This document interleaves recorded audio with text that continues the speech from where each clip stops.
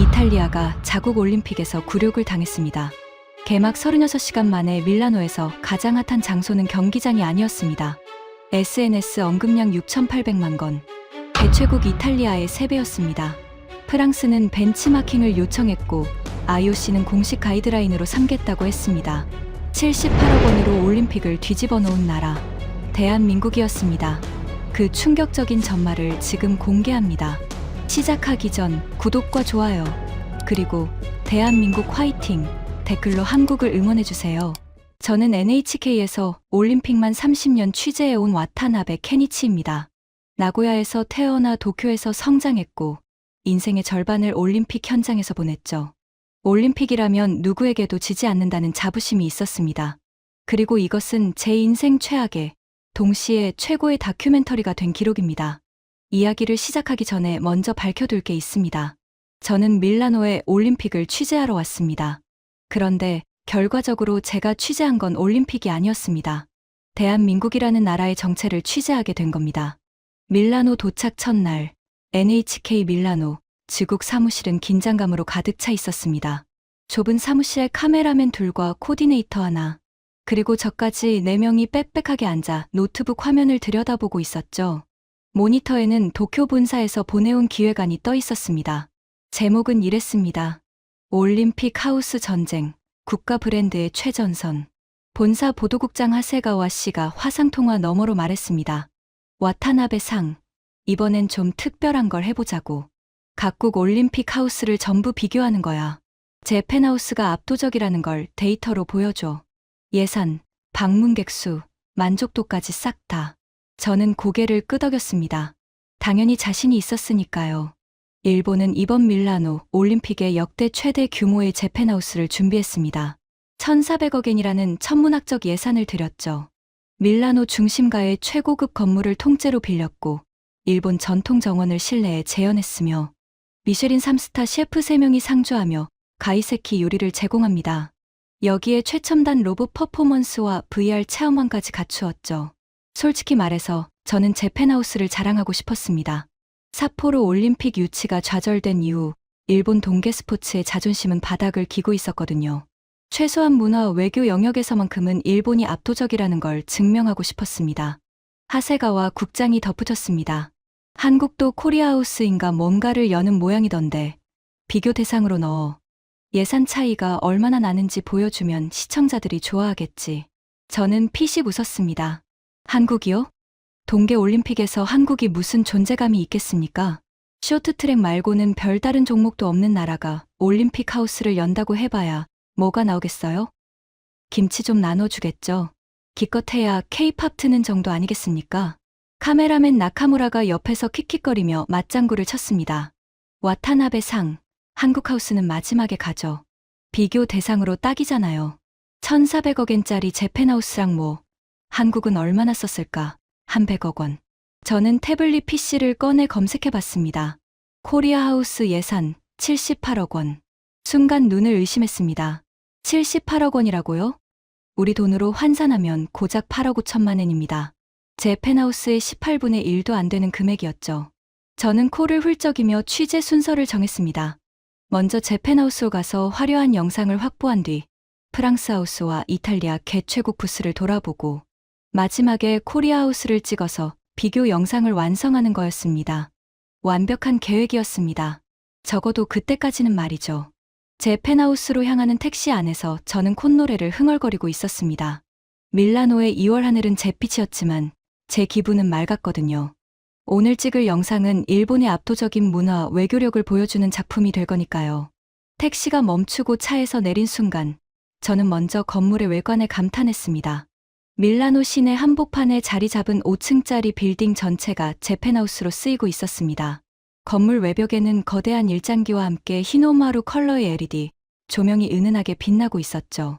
입구에는 2개의 도리이 문이 서 있었고 그 사이로 하얀 자갈이 깔린 일본식 정원이 보였습니다. 돈을 많이 쓴 건 확실했습니다. 외관만 봐도 1,400억엔의 무게가 느껴졌으니까요.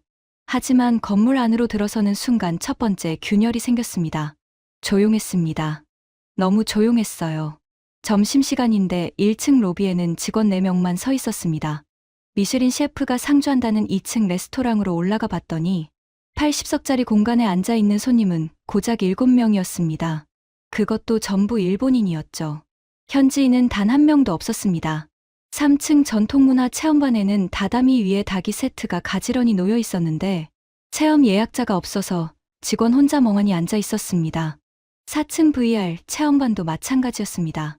최신 기술로 후지산 정상을 가상 체험할 수 있다는 VR. 고글 20대가 충전 거치대에 꽂힌 채 먼지만 쌓이고 있었습니다. 심장이 서늘해졌습니다. 저는 1층으로 내려가 안내 데스크에 앉아 있는 여직원에게 물었습니다. 최대한 자연스럽게 물으려 했지만 목소리가 미세하게 떨렸죠. 저기, 오늘 방문객이 몇 명 정도 됩니까? 여직원이 태블릿을 들여다보더니 입술을 꾹 깨물며 대답했습니다. 오전 기준 387명입니다. 387명. 80석짜리 레스토랑, VR 고글 20대, 닭이 체험, 로봇 퍼포먼스까지 갖춰놓고 방문객이 하루에 겨우 몇백 명이라니. 저는 속이 뒤틀렸지만 카메라가 돌아가고 있으니 표정을 관리했습니다. 좋은 영상을 확보해야 했기에 가장 화려한 1층 정원에서 인터뷰를 진행했습니다. 그런데 문제는 인터뷰할 외국인 방문객을 찾을 수가 없다는 것이었습니다. 30분을 기다려서 겨우 한 명을 잡았습니다. 이탈리아인 관광객이었는데 그는 솔직했습니다. 여긴 예쁘긴 한데 뭔가 좀 심심해요. 구경은 했는데 딱히 뭘 하라는 건지 모르겠달까. 사진 찍고 나니까 할 게 없네요. 친구들은 벌써 다른 데로 갔어요. 다른 데요? 어디로요? 그가 스마트폰을 들어 보였습니다. 인스타그램 화면이었는데 피드가 온통 같은 장소의 사진으로 도배되어 있었습니다. 파란색 간판에 TAMKOREA라고 적힌 건물 앞에서 수백 명이 줄 서 있는 사진이었습니다. 거기요. 코리아 모시기. 지금 밀라노에서 제일 핫한 데가 거기래요. 틱톡에서 난리가 났다면서요? 저는 애써 무표정을 유지했지만 손끝이 차가워지는 걸 느꼈습니다. 코리아 하우스. 78억 원짜리 그 작은 행사장이 밀라노에서 제일 핫하다고요? 뭔가 잘못된 거겠죠. SNS에서 잠깐 바이럴된 거겠지. 그건 일시적인 현상이니까. 저는 스스로를 다독이며 다음 행선지로 향했습니다. 하지만 가슴 한구석에 박힌 가시 같은 불안감을 떨칠 수가 없었습니다. 제 펜하우스의 그 적막한 로비가 자꾸 머릿속에서 맴돌았거든요. 1,400억엔을 쏟아부었는데 왜 사람이 오지 않는 거야? 답을 알고 싶지 않았습니다. 아니, 정확히 말하면 답을 알면서도 인정하고 싶지 않았던 겁니다. 제 펜하우스를 나와 프랑스 하우스로 향했습니다. 프랑스는 직전 파리 올림픽의 경험을 살려 세련된 하우스를 준비했다는 소문이 있었거든요. 비교 영상에 넣으려면 프랑스도 찍어둬야 했습니다.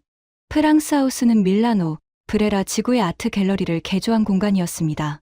우아한 샹들리에 아래서 와인과 치즈를 즐기는 프렌치 스타일의 행사장이었죠. 방문객은 제 펜하우스보다는 많았습니다. 대략 눈대중으로 2,000명 정도 되어 보였어요. 그런데 분위기가 묘했습니다. 프랑스 하우스 운영 책임자인 금발의 여성 마리옹이 저를 알아보고 다가왔습니다. NHK 배지를 보고 카메라를 의식한 건지 대뜸 이런 말을 했습니다. 아, 일본에서 오셨어요? 혹시 코리아 하우스 쪽 취재 끝나고 오신 건가요? 아니요, 아직 안 갔는데요. 왜 그러시죠? 그녀가 고개를 갸웃거리며 말했습니다. 아, 그래요? 저는 이미 3번 갔다 왔거든요. 벤치마킹 차원에서요. 솔직히 말할게요. 우리 프랑스 하우스 하루 방문객이 2,500명이에요. 나쁘지 않은 숫자죠. 그런데 코리아 하우스는 하루에 12,000명이 방문한대요. 12,000명이요? 저는 자기도 모르게 목소리가 높아졌습니다. 방금 제 펜하우스에서 하루 800명도 안 된다는 소리를 듣고 온 직후였으니까요. 코리아 하우스가 제 펜하우스의 15배라는 소리잖습니까? 마리옹이 어깨를 으쓱하며 씁쓸하게 웃었습니다. 저도 처음엔 안 믿었어요. 그래서 직접 가본 거잖아요. 근데 3번 가서 3번 다 줄이 1.5km 이상이었어요. 우리 프랑스 하우스는 대기줄이 없거든요. 바로 입장이에요. 좋게 말하면 여유로운 거고 나쁘게 말하면 그만큼 사람이 안 온다는 거죠. 그녀는 잠시 말을 멈추더니 한숨을 내쉬었습니다. 솔직히 자존심이 상해요. 파리 올림픽 경험까지 살려서 준비했는데 한국한테 이렇게 차이가 날 줄은 몰랐거든요. 우리 본부에서 코리아 하우스 운영 매뉴얼을 입수할 수 없겠냐고 난리예요. 프랑스가 한국한테 벤치마킹을 요청한다고요? 패션과 미식의 나라 프랑스가 귀를 의심했습니다. 하지만 마리옹의 표정은 진지했습니다. 허세나 빈정거림이 아니라 진심으로 감탄하고 있는 눈빛이었어요. 이탈리아 개최국 부스도 들러봤습니다. 여긴 더 심각했습니다. 개최국이라는 타이틀이 무색하게 부스 안은 어수선했고 직원들의 표정은 지쳐 있었습니다. 선수촌에서 위생 문제가 터지면서 조직이 전체가 수습 모드에 들어간 탓이었죠. 부스에는 관광 팸플릿과 기념 핀 배지 정도만 덜렁 놓여 있었습니다. 방문객은 제 펜하우스보다도 적었어요. 개최국 부스마저 이 지경인데 코리아하우스에 12,000명이라니. 저는 택시를 잡으며 운전기사에게 말했습니다. 코리아하우스로 가주세요. 빌라 네키 캄필리오라는 저택이에요. 기사가 백미러로 저를 흘깃 보더니 입꼬리를 올렸습니다. 아, 거기요? 요즘 손님 열에 6은 거기로 가라고 해요. 근데 아저씨, 각오하세요. 줄이 미쳤거든요. 아침에 한 손님은 새벽 5시부터 갔다더라. 택시가 밀라노 시내를 가로질러 달리는 동안 저는 창밖을 멍하니 바라봤습니다. 두오모 대성당의 첨탑이 잿빛 하늘을 찌르고 있었고 거리에는 올림픽 현수막이 바람에 펄럭이고 있었습니다. 하지만 제 머릿속은 숫자들로 가득 차 있었죠. 제 펜하우스 1,400억엔 하루 800명, 프랑스 하우스 하루 2,500명, 코리아 하우스 78억 원 하루 12,000명. 계산기를 두드리지 않아도 알 수 있는 처참한 숫자였습니다. 우리가 쓴 돈의 18분의 1로 우리보다 15배 많은 사람을 끌어모았다는 겁니다. 이건 효율의 차이가 아니라 차원이 다른 이야기였습니다. 하지만 저는 여전히 믿지 않았습니다. 아니, 믿고 싶지 않았다는 게 정확한 표현이겠죠. 숫자가 다가 아니잖습니까? 사람이 많이 온다고 좋은 게 아니잖아요. 제 펜하우스에는 미쉐린 셰프가 있고 전통 다도 체험이 있고 최첨단 VR이 있습니다. 질적인 면에서는 우리가 압도적일 거야. 그래, 코리아하우스가 뭐 대수겠어. K-팝 틀고 라면 끓여주는 정도겠지. 시끌벅적하게 사람만 모아놨을 뿐이야. 격이 다르다고. 우리와는 격이. 저는 속으로 되뇌며 스스로를 다독였습니다. 그런데 택시가 코리아하우스 근처에 다다르자 무언가 이상한 광경이 눈에 들어왔습니다. 도로 한쪽에 긴 줄이 보이기 시작한 겁니다. 처음엔 무슨 명품 매장 오픈런인 줄 알았습니다. 밀라노니까 그럴 수 있잖아요. 하지만 줄은 끝나지 않았습니다. 택시가 한 블록을 지나도 두 블록을 지나도 줄은 계속 이어지고 있었습니다. 사람들은 두꺼운 패딩을 입고 목도리를 칭칭 감은 채 하얀 입김을 내뿜으며 줄을 서 있었죠. 아저씨, 저 줄이 어디까지 이어지는 겁니까? 기사가 핸들을 꺾으며 태연하게 대답했습니다. 끝이요? 글쎄, 어제는 1.5km까지 늘었다던데 오늘은 더 길어 보이네요. 1.5km. 숫자로는 알고 있었지만 직접 눈으로 보니 차원이 달랐습니다. 그 줄에 서 있는 사람들의 면면이 더 충격이었습니다. 배낭 맨 관광객은 기본이고 올림픽 출입증을 목에 건 관계자들, 각국 트레이닝복을 입은 선수들, 심지어 정장을 빼입은 비즈니스맨들까지 뒤섞여 있었습니다. 그리고 줄의 끝에 모습을 드러낸 그 건물. 이탈리아 귀족의 저택이었던 빌라 네키 캄필리오의 정문에는 커다란 태극기가 펄럭이고 있었고 그 아래 TAM KOREA, KOREA HOUS라는 파란 간판이 선명하게 빛나고 있었습니다. 손이 떨렸습니다. 카메라를 꺼내야 하는데 손가락이 말을 듣지 않았습니다. 이건 아까 마리옹이 말한 것 이상이었습니다. 이건 단순히 방문객이 많은 수준이 아니었어요. 이건 현상이었습니다. 하나의 거대한 문화적 사건이었습니다. 그리고 저는 아직 문 안으로 들어가 보지도 않은 상태였습니다. 택시에서 내려 카메라를 어깨에 맨 채 줄의 끝으로 걸어갔습니다. 밀라노의 차가운 2월 바람이 코끝을 매섭게 때렸지만 전혀 추위를 느낄 수 없었습니다. 온몸에 신경이 곤두서 있었거든요. 줄에 서 있는 사람들 사이에서 이상한 냄새가 났습니다. 매콤하면서도 달짝지근한 어딘가 코를 자극하는 향기. 이탈리아의 에스프레소 향이나 피자 냄새가 아니었습니다. 분명 아시아 음식의 냄새인데 라멘과는 또 달랐죠. 줄에 서 있던 캐나다, 국기가 박힌 점퍼를 입은 젊은 남자가 투명한 컵을 들고 있었습니다. 컵 안에는 빨간 소스에 버무려진 떡 같은 것이 담겨 있었고 그는 이쑤시개로 하나씩 찍어 먹으며 연신 감탄하고 있었습니다. 이거 뭐예요? 매운데 자꾸 먹게 되네. 중독성이 장난 아니야. 그의 옆에 서 있던 노르웨이 유니폼의 여성이 맞장구를 쳤습니다. 나도 3번째 왔어. 처음엔 음식 때문에 왔는데 이제는 안에 있는 게 다 좋아서 오는 거야. 특히 저 AI로 피부 분석해주는 거 봤어? 미쳤어. 저는 그들의 대화를 들으며 주먹을 꽉 쥐었습니다. 이를 악물었죠. 마치 시험 결과를 받아든 학생처럼 두렵고 초조한 기분이었습니다. 대체 저 안에 뭐가 있길래. 문이 열리는 순간 그 답을 알게 될 거라는 걸. 그리고 그 답이 제 30년 커리어를 송두리째 뒤흔들 거라는 걸. 그때의 저는 아직 알지 못했습니다. 대기줄에서 40분을 기다린 끝에 드디어 코리아하우스 안으로 들어갔습니다. 들어가기 직전에 직원이 스마트폰 화면을 보여달라고 했습니다. QR코드 기반의 디지털 대기 시스템이 작동하고 있었거든요. 줄을 서면서 스마트폰으로 QR을 찍으면 예상 대기 시간이 실시간으로 표시됩니다. 대기 중에도 한국 간식 시식권이 자동으로 발급되고 입장 10분 전에 알림이 오는 구조였죠. 저는 속으로 감탄을 삼켰습니다. 제 펜하우스에는 대기줄 자체가 없었으니까 이런 시스템이 필요 없었지만 그건 사람이 안 와서 필요 없었던 거잖습니까?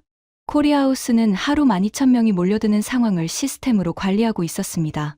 문제를 문제로 인식하고 해결했다는 뜻이었죠. 정문을 통과하는 순간 저는 걸음을 멈췄습니다. 빌라 네키 캄필리오의 1층 로비가 완전히 다른 세계로 변해 있었습니다. 이탈리아 귀족 저택의 고풍스러운 천장과 대리석 기둥은 그대로인데 그 사이로 초대형 곡면 디스플레이가 천장에서 바닥까지 흘러내리듯 설치되어 있었습니다. 화면에는 한국의 사계절 풍경이 8K 해상도로 펼쳐지고 있었는데 봄에 벚꽃이 흩날리다가 겨울의 설경으로 바뀌는 전환이 너무 자연스러워서 마치 창문 밖 풍경이 바뀌는 것 같았습니다. 삼성이었습니다. 디스플레이 하단에 작은 글씨로 Powered by Samsung이라고 적혀 있었죠. 하지만 진짜 놀란 건 그게 아니었습니다. 로비 한쪽에 키오스크 12대가 나란히 서 있었는데 그 앞에 사람들이 모여 있었습니다. 키오스크 화면을 터치하면 영어, 이탈리아어, 프랑스어, 일본어, 중국어, 스페인어, 아랍어까지 7개 언어로 코리아하우스 안내가 나왔습니다. 단순한 번역이 아니었어요. 각 언어를 선택하면 그 나라 문화에 맞춰 추천 동선이 달라졌습니다. 일본어를 선택하자 한일 문화 교류의 역사라는 특별 동선이 추천되었고 이탈리아어를 선택하면 한국 이탈리아 미식 대화라는 동선이 뜨는 식이었죠. 저는 일본어를 선택했습니다. 화면에 깔끔한 일본어 안내가 나타났는데 번역기를 돌린 어색한 문장이 아니라 완벽한 케이고가 쓰여 있었습니다. 여기에 한국인 직원이 아닌 일본인 자원봉사자가 배치되어 있었다는 사실에 한 번 더 놀랐습니다. 와타나베 상, 이거 보세요. 카메라맨 나카무라가 저를 불렀습니다. 그가 가리킨 건 로비 중앙에 놓인 투명한 아크릴 박스였습니다. 그 안에 작은 전자기기 같은 게 들어 있었는데 설명판을 읽는 순간 무릎에 힘이 빠졌습니다.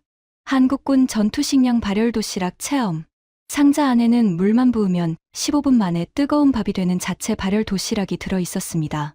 밀라노의 2월은 영하 5도까지 내려갑니다. 선수촌 식당의 위생 문제가 터진 상황에서 전기도 불도 필요 없이 뜨거운 한 끼를 해결할 수 있는 이 도시락의 가치는 말할 필요도 없었죠. 체험 부스 앞에는 이미 긴 줄이 서 있었고 한번 체험한 사람들은 하나같이 SNS에 영상을 올리고 있었습니다. 스위스 유니폼을 입은 금발의 여성 선수가 발열 도시락에서 김이 솟아오르는 영상을 찍으며 이탈리아어로 감탄하고 있었습니다. 미쳤어.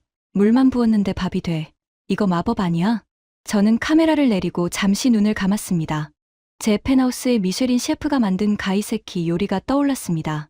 한 접시에 15만 원짜리 코스 요리. 그런데 그 요리를 먹으러 올림픽 선수들이 왔습니까? 안 왔습니다. 빈 테이블만 눈에 아른거렸죠. 반면 코리아하우스에서는 물만 부으면 되는 전투식량 앞에 선수들이 줄을 서고 있었습니다. 이게 현실이었습니다. 하지만 저는 아직 인정하고 싶지 않았습니다. 이건 그냥 신기한 물건 하나 때문에 생긴 일시적 현상이야. 전체적인 퀄리티에서는 제 펜하우스가 위라고. 그래, 아직 1층밖에 안 봤잖아. 저는 스스로를 다독이며 2층으로 올라가는 계단에 발을 올렸습니다. 2층은 K푸드존이었습니다. 계단을 올라가는 순간부터 코를 자극하는 매콤달콤한 향기가 온몸을 감쌌습니다. 이탈리아 저택의 대리석 복도에 한국 길거리 음식의 냄새가 가득한 광경은 초현실적이었죠. 하지만 더 초현실적인 건 그 향기에 이끌려 모여든 사람들의 숫자였습니다. 2층 전체가 하나의 거대한 푸드코트로 운영되고 있었습니다. 한쪽에서는 투명한 유리 너머로 한국 셰프가 떡볶이를 볶고 있었고, 그 옆에서는 만두를 빚는 과정이 실시간으로 보였습니다. 반대편에서는 한강라면이라고 적힌 부스에서 뜨거운 라면이 나오고 있었죠. 사람들이 가장 많이 줄을 선 곳은 한강라면 부스였습니다. 저는 걸음을 멈추고 한참을 바라봤습니다. 라면이라고요. 저는 일본인입니다. 라멘의 나라에서 온 사람이에요. 일본에는 10만 개가 넘는 라멘 가게가 있고 지역마다 고유한 스타일이 있습니다. 삿포로 미소라멘, 하카타 돈코츠, 도쿄 쇼유, 오키나와 소바까지. 우리는 라멘을 예술의 경지로 끌어올린 민족이라는 자부심이 있었습니다. 그런데 지금 밀라노의 한복판에서 한국산 인스턴트 라면 앞에 수십 명이 줄을 서고 있었습니다. 그것도 봉지라면이에요. 미쉐린 셰프가 정성 들여 육수를 우려낸 것도 아니고 뜨거운 물에 면을 넣고 3분이면 완성되는 인스턴트 라면 앞에 말입니다. 속이 뒤집어지는 기분이었습니다. 하지만 저널리스트로서의 본능이 저를 움직였습니다. 대체 무엇이 사람들을 이렇게 끌어들이는 건지 알아야 했습니다. 줄에 서서 한강라면 한 그릇을 받아 들었습니다. 투명한 플라스틱 용기에 빨간 국물에 라면이 담겨 있었고 위에 계란 반쪽과 파가 올려져 있었습니다. 스테인리스 젓가락과 작은 숟가락이 함께 나왔고 옆에는 김치 한 접시와 삼각김밥이 세트로 제공되었습니다. 첫 숟가락을 떴습니다. 손이 멈추었습니다. 매운맛이 혀를 감싸는데 그 뒤를 따라오는 감칠맛이 예상 밖이었습니다. 단순히 매운 게 아니었어요. 깊은 맛이라고 해야 할까요? 일본 라멘의 부드러운 감칠맛과는 결이 전혀 다른 직접적이고 중독적인 맛이었습니다. 면발도 달랐어요. 일본 라멘의 가느다란 면이 아니라 굵고 쫄깃한 면이 국물을 잔뜩 머금고 있었죠. 그런데 진짜 충격은 맛이 아니었습니다. 제 옆에 앉은 핀란드 크로스컨트리 선수가 라면을 후루룩 먹으면서 통화를 하고 있었는데 통화 내용이 귀에 꽂혔습니다. 엄마, 나 선수촌 밥 안 먹어. 여기 코리아하우스에서 매일 먹어. 걱정하지 마. 여기 음식이 선수촌보다 100배 나아. 팀 전체가 여기서 먹고 있어. 팀 전체가요? 저는 무심한 척 물어봤습니다. 핀란드 선수는 통화를 끊더니 환하게 웃었습니다. 네. 저희 핀란드 크로스컨트리 팀 14명 전원이 여기서 아침, 점심, 저녁 다 먹어요. 선수촌 식당에서 배탈난 선수가 3명이나 나왔거든요. 그 뒤로 코치가 아예 코리아하우스에서 식사하라고 지시했어요. 여기 음식은 단 한 번도 문제가 없었거든요. 노르웨이도 그래요? 캐나다도? 핀란드 선수가 고개를 끄덕이며 주변을 가리켰습니다. 저기 노르웨이 바이애슬론 팀이 앉아있고 저쪽은 캐나다 피겨팀이에요. 아, 저기 파란 유니폼은 이탈리아 알파인 팀인데 개최국 선수가 자기네 나라 음식을 안 먹고 한국 음식을 먹으러 온 거예요. 좀 웃기죠? 저는 웃을 수 없었습니다. 떡볶이 부스로 이동했습니다.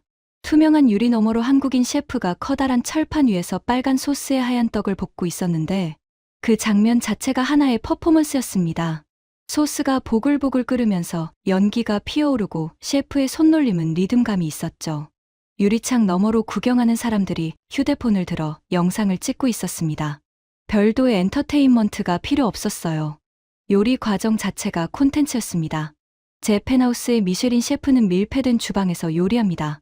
손님은 완성된 접시만 봤죠. 과정은 볼 수 없어요. 하지만 여기서는 과정 전체를 보여주고 그 과정이 사람들을 끌어들이고 있었습니다. 만두 부스에서 한 잔 받아 먹었습니다. 얇은 피 안에 고기와 야채가 촘촘히 들어 있었는데 한 입 빼어 무는 순간 뜨거운 육즙이 입안에서 터졌습니다. 옆에서 이탈리아인 중년 남자가 연신 감탄하고 있었습니다. 라비올리보다 낫다. 이건 신선한 충격이야. 이탈리아 사람인 내가 만두에 이렇게 감동받을 줄은 몰랐어. 가슴이 답답해졌습니다. 일본 교자와 이탈리아 라비올리를 제치고 한국 만두가 여기서 인정을 받고 있었습니다. 그것도 고급 레스토랑이 아니라 올림픽 행사장에 가니 부스에서요. 저는 라면 그릇을 비우고 숟가락을 내려놓았습니다. 국물 한 방울 남기지 않았다는 사실을 깨닫고 스스로 놀랐습니다. 일본 라멘의 자존심을 건드린 한국 라면을 국물까지 비워버린 겁니다. 인정하기 싫었지만 혀는 거짓말을 하지 못했습니다. 3층으로 올라가니 전혀 다른 세계가 펼쳐졌습니다. 한쪽에는 삼성의 최신 기술 전시관이 있었습니다. 곡면 올레드 디스플레이로 만든 터널을 지나가면 한국의 첨단 기술을 체험할 수 있는 공간이 나왔죠. 그런데 이 전시관에서 가장 긴 줄이 서 있는 곳은 디스플레이 앞이 아니었습니다. AI 뷰티 체험존이었습니다. 의자에 앉으면 고해상도 카메라가 얼굴을 스캔하고 AI가 피부 상태를 분석해서 맞춤형 한국 화장품을 추천해주는 시스템이었습니다. 분석 결과는 개인 QR코드로 저장되어 나중에 온라인으로도 확인할 수 있었고요. 여기에 한국 뷰티 브랜드들의 미니 사이즈 체험 키트가 무료로 제공되고 있었습니다. 줄에 서 있는 사람의 90%가 여성이었는데 국적은 가지각색이었습니다. 이탈리아, 프랑스, 독일, 미국, 브라질, 사우디아라비아 국기가 새겨진 옷과 가방이 뒤섞여 있었죠. 한 사우디 여성이 히잡을 정돈하며 열정적으로 친구에게 설명하고 있었습니다. 언니, K-뷰티가 여기서도 되는 거야. AI가 내 피부 타입에 맞는 제품을 딱딱 집어줘. 사우디에서는 이런 거 경험할 수 없잖아. 이거 영상 찍어서 보내야 해. 저는 AI 뷰티 부스 옆에 서서 멍하니 지켜봤습니다. 제 펜하우스에도 최첨단 기술이 있었습니다. 후지산 VR 체험이라는 대단한 것이요. 하지만 VR 고글 20대는 먼지만 쌓여가고 있었죠. 왜일까요? 답은 간단했습니다. VR로 후지산을 본다는 건 결국 구경에 불과합니다. 하지만 AI로 내 피부를 분석받고 화장품을 추천받는 건 나에게 직접 도움이 되는 경험이잖아요. 코리아하우스는 방문객에게 구경이 아니라 경험을 주고 있었고, 제 펜하우스는 전시에 머물러 있었던 겁니다. 이 차이를 깨닫는 순간 등골이 서늘해졌습니다. 3층 안쪽으로 더 들어가니 한국국립중앙박물관 팝업 스토어가 있었습니다. 이건 제 예상을 완전히 뒤엎었습니다. 한국 박물관이라면 고려청자 정도를 전시해 놓은 조용한 공간을 상상했거든요. 현실은 달랐습니다. 고려청자의 비색을 재현한 스마트폰 케이스, 조선 백자 문양이 새겨진 무선 이어폰 케이스, 금관의 디자인을 모티브로 한 반지와 목걸이, 경복궁 첨화 곡선을 담은 가죽 카드 지갑, 한국의 전통 미학을 현대적 상품으로 변환시킨 굿즈들이 세련된 진열대에 가지런히 놓여 있었습니다. 그리고 이 굿즈들이 개장 28분 만에 완판되었다는 사실, 직원에게 확인한 겁니다. 매일 아침 9시에 한정 수량을 풀면 28분 안에 전량 소진된다고 했습니다. 완판 이후에도 빈 진열대를 보기 위해 줄을 서는 사람이 있을 정도라고요. 제 펜하우스에도 기념품 코너가 있었습니다. 전통 부채, 마네키네코 도자기, 우키요의 프린트 엽서, 정가를 유지한 채 80% 이상이 재고로 남아 있었죠. 코리아하우스의 28분 완판과 제 펜하우스의 80% 재고. 이 숫자의 차이가 무엇을 의미하는지 저는 너무도 잘 알고 있었습니다. 전통을 그대로 가져다 놓느냐, 전통을 현대로 번역하느냐. 일본은 전통을 박물관에 모셔두는 방식을 택했고, 한국은 전통을 일상으로 끌어내리는 방식을 택한 겁니다. 결과는 명백했습니다.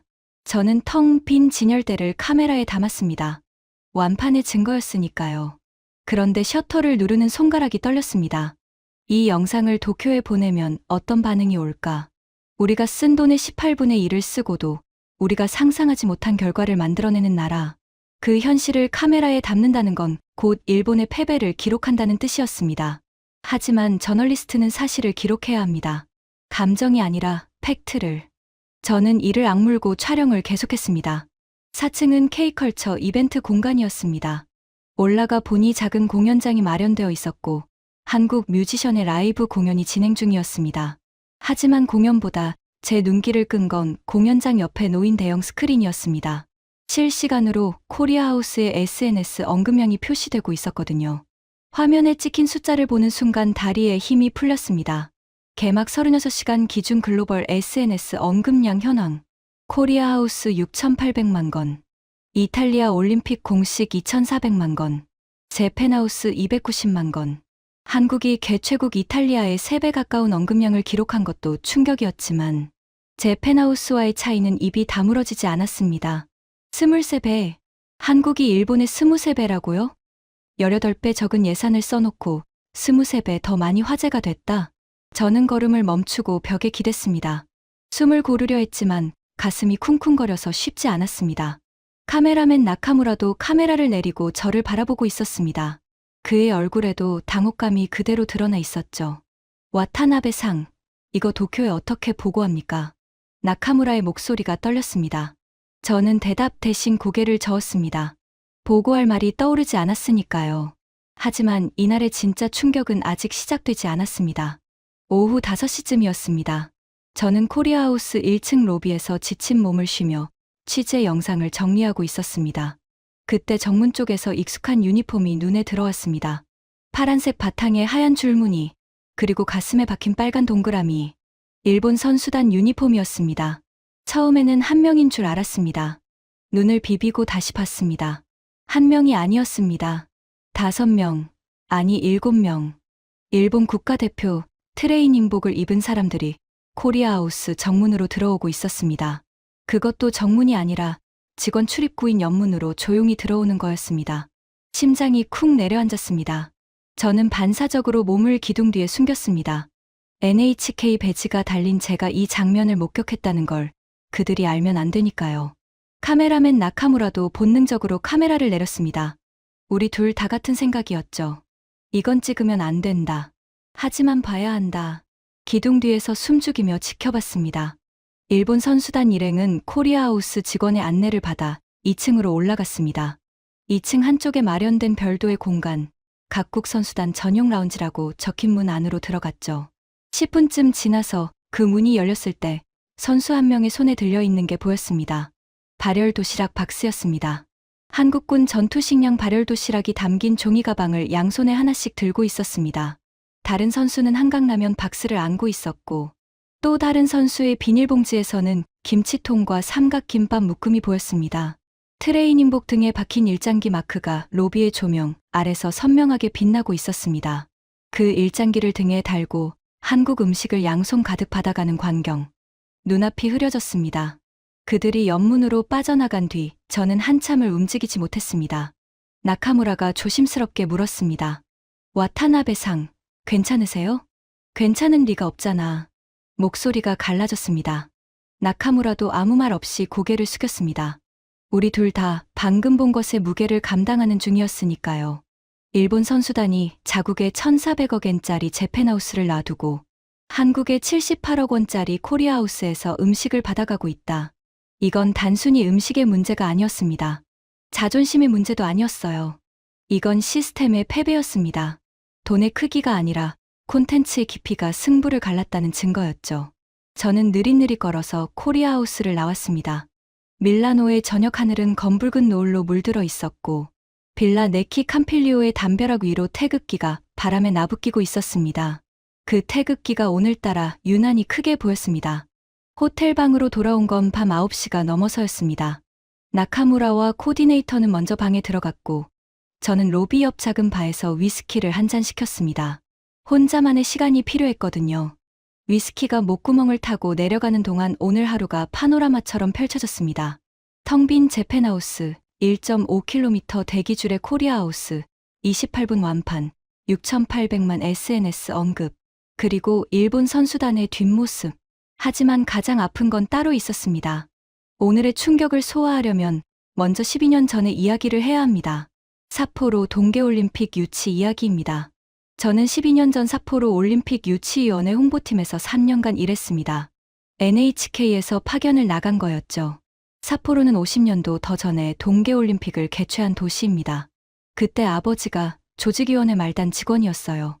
아버지는 평생 그 경험을 자랑스러워하셨고 삿포로가 다시 한번 올림픽을 여는 날이 올 것이라고 믿으셨습니다. 저도 같은 꿈을 꿨습니다. 삿포로 재유치를 통해 일본 동계 스포츠의 자존심을 되살리겠다는 꿈이요. 그래서 NHK에서의 안정적인 자리를 내려놓고 유치위, 홍보팀에 합류했습니다. 3년간 정말 미친 듯이 일했습니다. 세계 각국의 IOC 위원들을 만나고 홍보 영상을 찍고 프레젠테이션 자료를 수백 번 수정했죠. 총 예산만 3조 7천억 원에 달하는 초대형 프로젝트였습니다. 일본은 돈을 아끼지 않았어요. 하지만 결과는 참담했습니다. 유치 경쟁에서 탈락한 겁니다. 공식적인 이유는 예산 초과 우려와 시민 지지율 부족이었지만 IOC 내부에서 흘러나온 비공식적인 평가는 더 뼈아팠습니다. 일본의 프레젠테이션은 완벽하지만 감동이 없다. 감동이 없다. 그 말이 12년 동안 제 가슴에 박혀 있었습니다. 삿포로 유치가 좌절된 다음 해에 아버지가 돌아가셨습니다.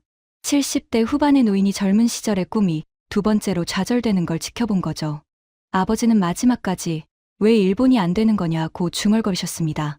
저는 답을 해드리지 못했어요. 호텔 방으로 올라와 캐리어에서 작은 액자를 꺼냈습니다. 출장 갈 때마다 가져다니는 사진이에요. 반세기도 더 전, 삿포로 올림픽 개막식 날 아버지가 조직이 유니폼을 입고 경기장 앞에서 찍은 흑백 사진입니다. 29살의 아버지는 환하게 웃고 계셨죠. 일본이 동계올림픽의 표준을 만들 것이다. 그때 아버지가 하셨던 말씀이 귓가에 울렸습니다. 사진을 들고 침대에 앉아 한참을 바라봤습니다. 밀라노의 밤바람이 호텔 창문 틈으로 스며들었고 밖에서는 트램 소리가 규칙적으로 울렸습니다. 아버지, 저는 오늘 그 표준을 봤습니다. 하지만 그걸 만든 건 일본이 아니었어요. 눈시울이 뜨거워졌습니다. 감동이 없다. IOC가 삿포로에 내린 평가가 오늘 코리아하우스에서 완벽하게 이해되었습니다. 제 펜하우스에는 돈이 있었고 기술이 있었고 전통이 있었습니다. 하지만 감동이 없었어요. 사람의 마음을 움직이는 힘이 없었던 겁니다. 코리아하우스에는 그게 있었습니다.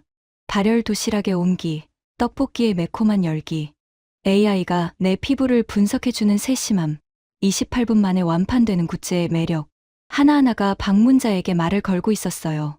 당신을 위해 준비했습니다라고. 제 펜하우스는 일본을 보여드리겠습니다라고 말하고 있었던 반면에요. 차이가 거기에 있었습니다. 일본은 자기를 보여주려 했고 한국은 상대에게 다가가려 했습니다. 이 깨달음이 가슴을 꽉 틀어쥐었습니다. 12년 전 삿포로가 실패한 이유와 오늘 제 펜하우스가 텅 빈 이유가 정확히 같았거든요.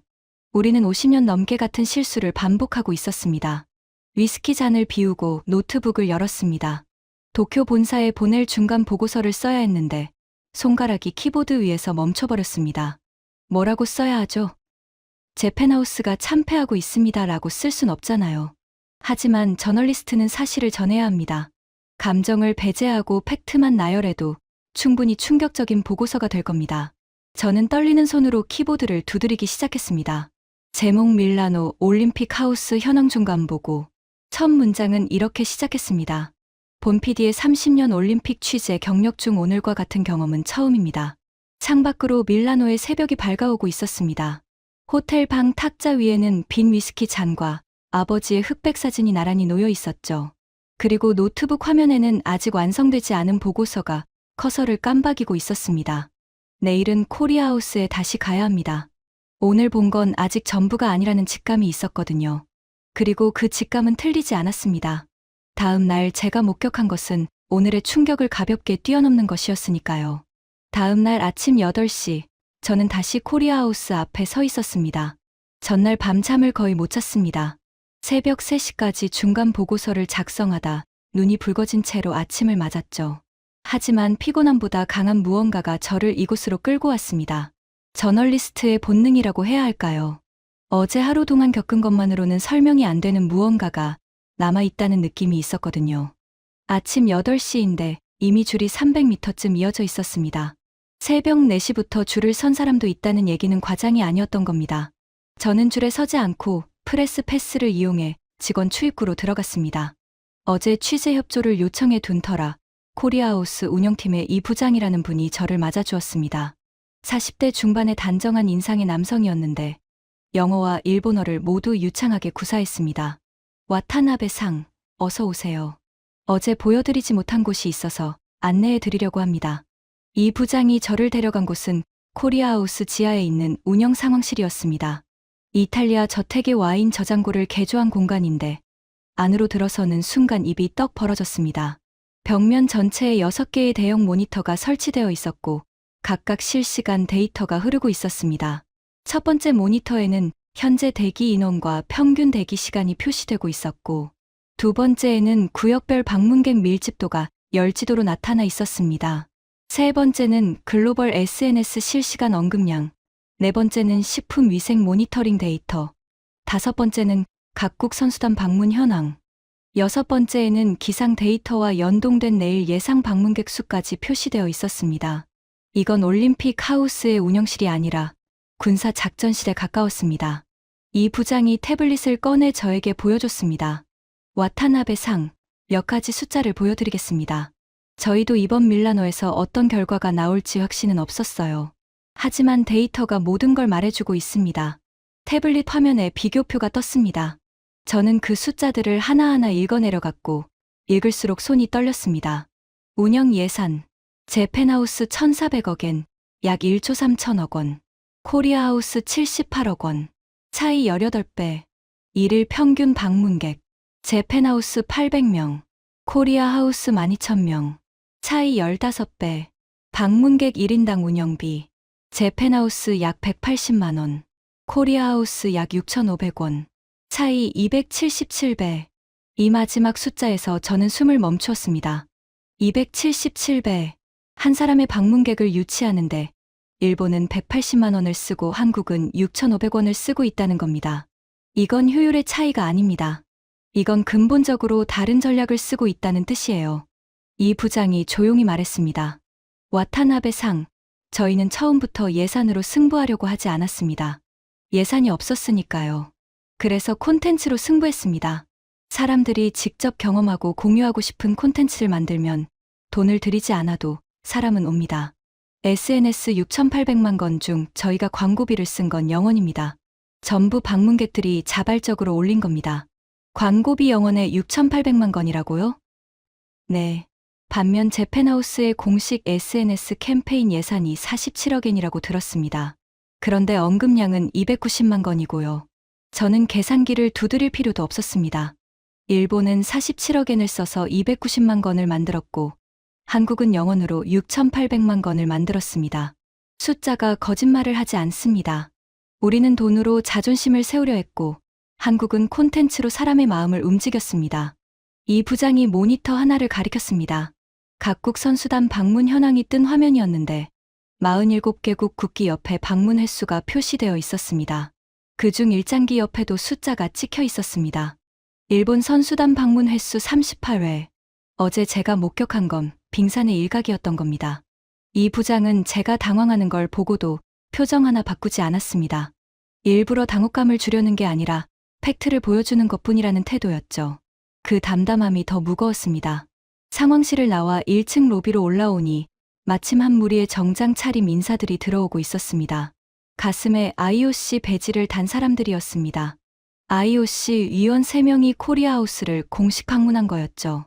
이 부장이 그들을 맞으며 저에게 귓속말로 알려줬습니다. IOC 마케팅위원회 소속 위원들이에요. 비공식적으로 코리아하우스 운영 모델을 차기 올림픽 가이드라인에 참고하겠다는 의사를 전달하러 왔다고 합니다.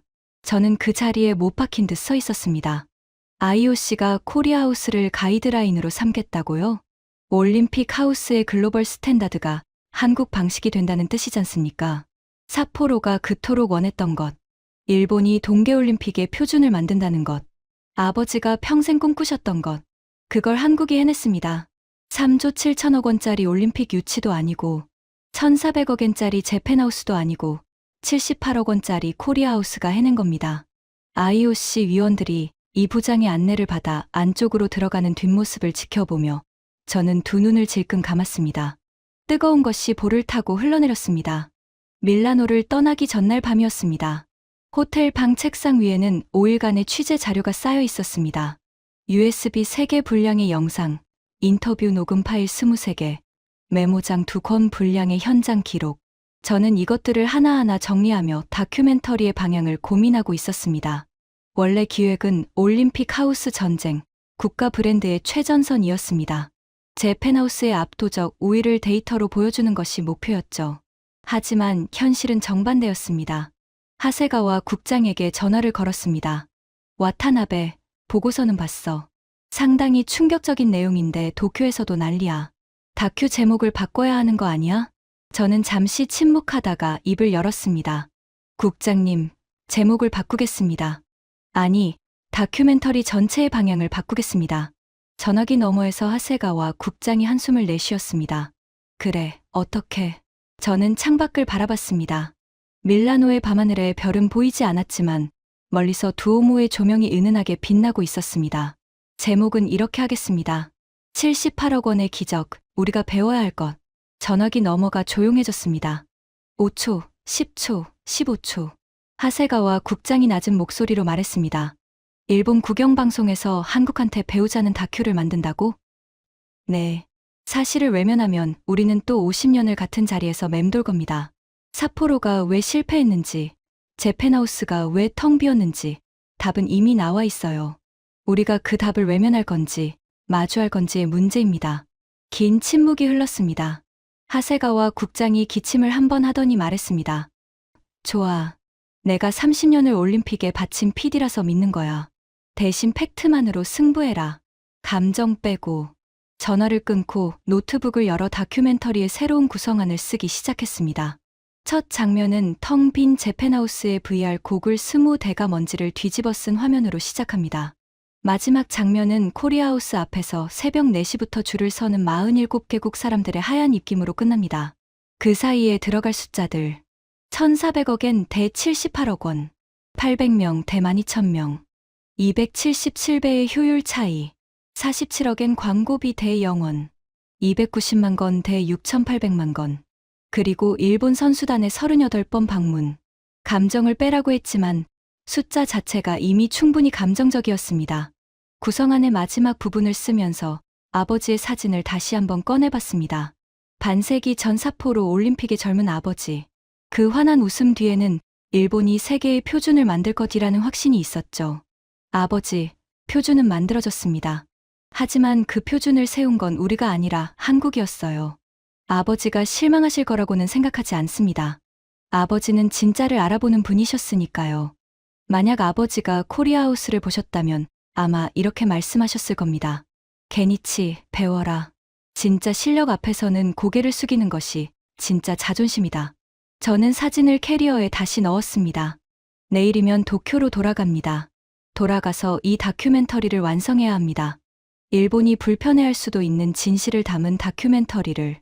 하지만 불편한 진실이야말로 우리를 성장시킵니다. 삿포로의 실패를 외면했기 때문에 제펜하우스가 텅 빈 거잖아요. 이번에는 외면하지 않겠습니다. 밀라노의 마지막 밤이 깊어가고 있었습니다. 호텔 창 너머로 먼 곳에서 이탈리아어 노래가 희미하게 들려왔고 방 안에는 키보드를 두드리는 소리만 고요히 울리고 있었습니다. 저는 다큐멘터리 구성안의 마지막 문장을 이렇게 적었습니다. 올림픽의 진짜 승자는 금메달수로 결정되지 않는다. 사람의 마음을 얻은 나라가 진짜 승자다. 밀라노에서 그 승자는 대한민국이었다. NHK 올림픽 특집 수석 프로듀서 와타나베 케니치가 밀라노에서 배운 것은 한 가지였습니다. 돈의 크기가 아니라 마음의 깊이가 세상을 움직인다는 것. 78억 원이 1조 3천억 원을 이긴 밤. 그것은 대한민국이라는 나라가 세계에게 보여준 새로운 표준이었습니다. 그리고 저는 그 표준의 목격자이자 전달자가 되기로 결심한 일본인 PD입니다. 지금까지 NHK PD가 밀라노, 코리아하우스에서 경험한 충격적인 이야기였습니다. 78억 원으로 세계를 뒤집어 놓은 대한민국의 저력. 더 많은 분들이 알 수 있도록 이 이야기를 널리 공유해 주세요. 작은 관심이 대한민국의 큰 자부심이 됩니다. 구독과 좋아요도 부탁드립니다. 지금까지 터칭 스토리였습니다. 감사합니다.